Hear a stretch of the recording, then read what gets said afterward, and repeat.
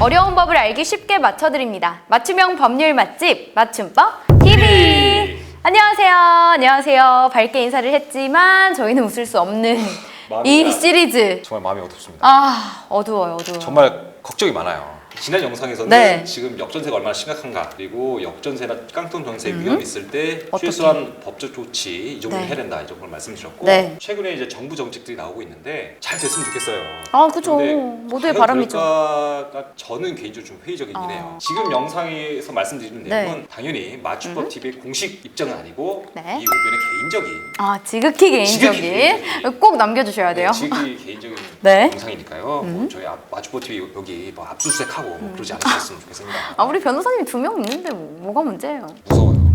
검찰이 얼마나 무서운지 모르겠어요. 알겠습니다. 말씀드렸다시피 그 올해죠. 2023년 말이랑 내년 2024년 초에 역전세나 깡통중세 대란이 계약걸, 이제. 네, 대란이 지금 이건 제가 예측된 미래. 사실은 이제 시나리오 문제가 아니고 이건 현실화가 이미, 거의 됐어요.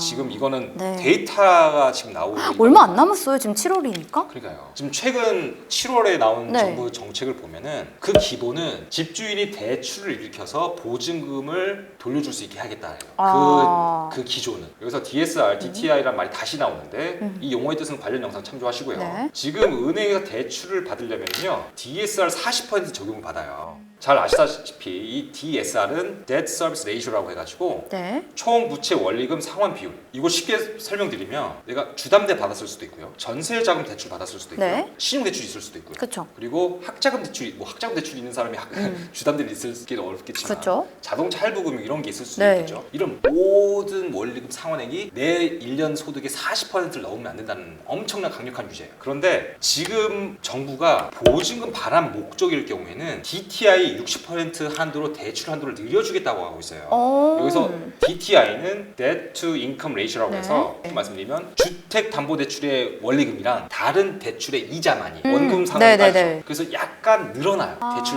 범위가? 가는 범위가 좀 늘어납니다. 네. 이걸 완화해 준다는 거예요. 그래서 그 외에 전세 보증 등 대책이 있는데, 앞서 말씀드렸다시피 정부 대책의 핵심은 새로운 대출로 보증금을 돌려줘라 이거예요. 그런데 이 조치로 정말로 여월세, 네. 깡통전세 이런 문제 해결됐으면 좋겠는데 네. 그럴 것 같지가 않습니다. 뭐 때문에 그렇죠? 왜 여기서 또 뭐가 구멍이 있나요? 네, 다시 한번 말씀드리지만 네. 개인적인 입장이고요. 네. 맞춤법 TV의 공식 입장이 아닙니다. 네. 자, 첫 번째 자, 들어보겠습니다. 10억짜리 아파트를 네. 집주인이 2021년 말에 6억에 전세를 놓습니다. 그런데 이게 전세가 4억으로 떨어졌어요. 집주인은 어디서든 2억을 끌고 와야 2억을. 됩니다. 그쵸, 그쵸. 2억이 당장 어디서 나와요? 그렇죠. 대출해야지. 대출해야죠. 네. 이게 정부가 풀어준다고 했으니 네. 지금 여기서 DSR, DTI 규제 그 없이 2억이 가능하다고 치죠. 네. 좋았어. 여기까지 좋았어. 그래서 대출을 받았습니다. 그럼 은행은 돈을 그냥 빌려주나요? 아니죠. 모든 걸 따져보겠죠. 따져보고 그 은행에 근저당을 설정하겠죠. 그러면 부동산에 근저당 설정 등기가 될 거 아닙니까? 그럼 이 아파트는 몇 억짜리일까요? 아, 2억 빼야 되네? 그럼 8억짜리네? 8억짜리죠. 등기부등본은 근저당이 나와요. 세입자 권한이 쉬울까요? 안 들어가려 하지. 아이고, 지금 깨끗한 것도 많은데. 그쵸, 굳이. 안 그래도 구하기 어려운데 네. 더 구하기 어려워진다는 아, 얘기예요. 그럼 그죠? 어떡하지? 깨끗한 10억짜리도 지금 여기 갈까 몇 층이에요? 말까인데. 이태리 어때요? 그쵸. 이거 쓴지 얼마 이러는데 근저당이 껴있다고 봐요. 껌치 요새 안 갑니다. 안 가죠. 한번 돼요, 사람들이. 네. 오히려 전세 시대가 더 내려갈 수도 있어요. 이런 게 한두 건이 아닐 테니까. 오히려 네. 그런 문제가 생기지 않을까? 그런 생각을 드는 거예요. 음. 그리고 이 지금 대한민국 부동산의 정말 큰 문제는 네. 부동산의 시세를 빚으로 떠안고 있는, 실제로 자산이 있어서 부동산을 매입한 사람이 아니라 대출 받아서. 대출을 안고 사는. 그러니까 이 맞아. 말을 조금 달리하면 네. 돈이 없는 상황에서 부동산을 너무 많이 갖고 있어요. 그런데 전세를 끼고 갭 투자를 하면 적은 돈으로 주택을 소유할 수 있어요. 네. 그런데 결국에는 임대차 보증 반환 채무라는 빚을 내서 투자하는 거가 결국엔 같습니다. 제가 이전 영상에서 이 전세 제도라는 게 진짜 이상한 제도라는 게, 무주택자가 유주택자한테 돈을 빌려주는 제도라고. 그러면 갭 투자하는 사람은 은행이 아니라 세입자한테 돈을 빌려서 주택을 구입한 거가 같아져요. 결국엔. 그러네. 그런데 역전세나 깡통전세 문제가 터졌어요. 투자 책임 누가 져야 되죠? 집주인이 그 투자 책임을 져야 그쵸. 되면 손실을 네. 부담해야 돼요. 네. 그래서 이 갭 투자자나 다주택자들이 만약 수익률이 안 나온다, 그럼 어떻게 되나요? 지금 고지금 돈이 돌려줘야 돼요. 못 돌려주잖아. 못 돌려주면 어떻게 해야 네. 돼요? 파산? 집을 네. 팔아서 돌려주게 만들어 놔야 돼요. 네네. 집을 팔아가지고 뭐 양도소득세 나오면 양도소득 내고 투하자본에서 일부 남은 거 있으면 가져가고 이러면 되는데 근데 팔 이것이 수가 있나? 부동산 시장이 돌아가는 방식이거든요. 네. 내가 투자 목적으로 샀는데 수익이 안 나와. 더 손실이 클 것 같아. 그럼 빨리 이걸 정리해야 돼. 정리해야 이게 부동산 시장의 가격 조정 네. 메커니즘이거든요. 근데 지금 정부 정책은 이러한 시장의 가격 조정 메커니즘을 교란할 수도 있어요. 안 팔아도 되게 하는. 대출 받아서 그냥 어. 메꾸게 하니까 계속. 마지막으로 이건 경제적인 문제이기도 한데요. 일반 주택 거래할 때는 DSR 40이죠. 네. 근데 갭 투자한 사람한테는 DTI 60으로 풀어줬죠. 네. 형평성 문제도 당장 생겨요. 갭 왜? 투자한 사람한테는 대출 더 해주냐? 맞아. 왜? 쟤네가 뭘 잘했다고? 그렇죠. 사실 이것도 중요한데 진짜 핵심은 이익은 사유화하고 비용은 공공화하는 거. 정말 큰 문제인데 이게 어떤 의미인지 설명드리면 네. 자 상환 능력이 없어요 내가. 근데 빚을 무리하게 땡겨서 무리한 투자를 했어요. 이런 사람한테 다시 무리한 대출을 해줘요. 너무 악순환 아닌가? 그리고 이것이 다시 대출 부실로 이어지고요.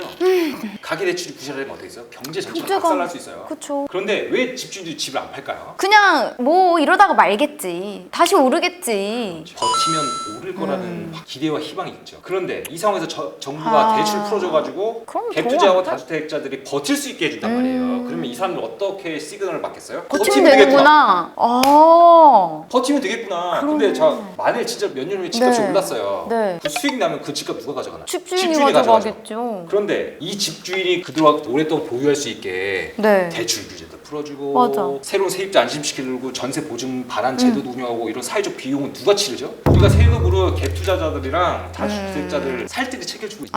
많은 분들이 일본의 잃어버린 30년, 잃어버린 20년 많이 얘기를 하세요. 맞아요. 그때 시작을 1985년도에 미국과 이런 경제 강대국들이 했던 플라자 합의를 꼽습니다. 네. 이때 미국의 압력으로 일본 엔화가 평가 절상돼요. 그런데 이때 네. 자국 평가 절상 압력을 받은 나라가 일본 한 나라가 아니었어요. 지금은 유럽이 유로화를 쓰지만은 네. 당시 독일은 마르크화를 썼어요. 마르크화도 평가 절상 압박을 받아요. 이렇게 되면 쉽게 말해 일본과 독일의 상품 가격이 올라가면서 일본과 독일의 생산 공산품이 네. 그 수출 시장에서 경쟁력을 일으키죠. 가격이 비싸죠. 아, 그쵸, 그쵸. 실제로 이 결과 미국의 무역 적자가 많이 해소됐어요. 그리고 일본과 독일은 경제 불황을 겪었죠. 그런데 똑같이 플라자 합의를 했는데 경제에 큰 타격을 받았지만 유럽은 부동산이 괜찮았거든요. 일본만 부동산이 망가졌어요. 왜 그랬을까? 왜 그랬죠? 일본이 부동산 버블이 그 문제가 됐을까? 네. 왜 그랬냐면 당시 플라자 합의로 이제 경제가 꺼지니까 일본 정부는 부동산 가격을 건든 거예요. 부동산을 띄우자. 그래서 금리를 인하하고 대출 풀었죠. 부동산 가격이 이제 미친 듯이 올라가는 거예요. 그쵸, 치솟죠. 우리나라 수준이 아니었어요. 어느 정도였어, 그러면? 보통은 통계상은 2~3배인데 5배까지도 잡아요.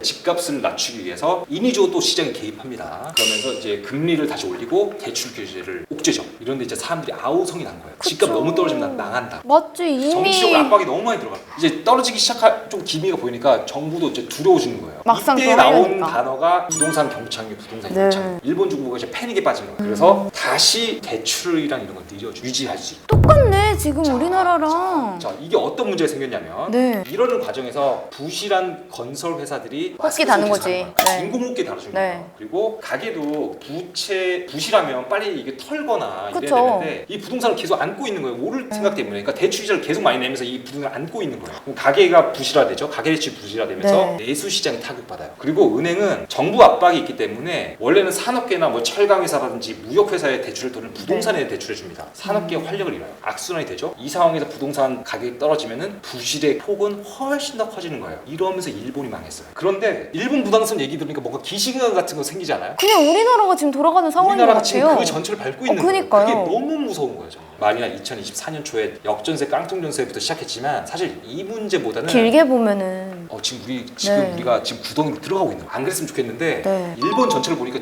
그게 훤히 보이는 거예요. 아, 근데 이렇게 들으니까 되게 좀 확 와닿네요. 저는 사실 뭐 이게 아직 제가 막 집을 사고 이런 위치가 아니다 보니까 별로 크게 관심은 안 가졌었거든요. 근데 이게 나한테도 올 수 있는 일이다 그렇죠. 보니까. 당장 일자리에도 문제 생길 거예요. 그쵸. 경제 전체가 이렇게 푹 싹 와. 가라앉을 수 있어요. 너무 무서워. 이렇게 해서 저희가 좀 새 영상에 걸쳐서 역전세, 뭐 깡통 전세 좀 무거운 주제로 얘기를 나눴는데 이게 마냥 무겁다고 저희가 피할 문제는 아닌 것 같아요. 네, 이게 네. 현실화된 위험이에요. 네. 이미 우리가 목전에 다쳤고요. 네. 일단 당장은 개인으로서는 피해를 최소화해야 되니까 네. 어떤 법적 조치를 취해야 되니까 대비를 좀 해야 될 것 같습니다. 뭐 정부 정책이 아쉽긴 한데 그걸 지금 어떻게 하겠어요. 정부가 그렇게 하겠다는데. 그냥 좀 이런 거에 대해서 저희가 또 많이 알 수밖에 없을 것 그러니까 같아요. 시민이 많이 공론화해가지고 많이 네. 얘기를 많이 해봐야 돼요. 네. 네, 알겠습니다. 이렇게 나라 걱정에 두 발 뻗고 잠 못 주시는 오 변호사님의 이야기를 저희가 3편에 걸쳐서 얘기를 나눠봤고요. 궁금한 사항들 많아도 댓글 남겨주세요. 많이 남겨주세요. 저희가 하나하나 차근차근 답변을 해드릴 거고요. 오늘도 저희 영상 보시고 좋으셨다면 구독 좋아요, 알림 설정까지 많이 부탁드릴게요. 안녕. 감사합니다.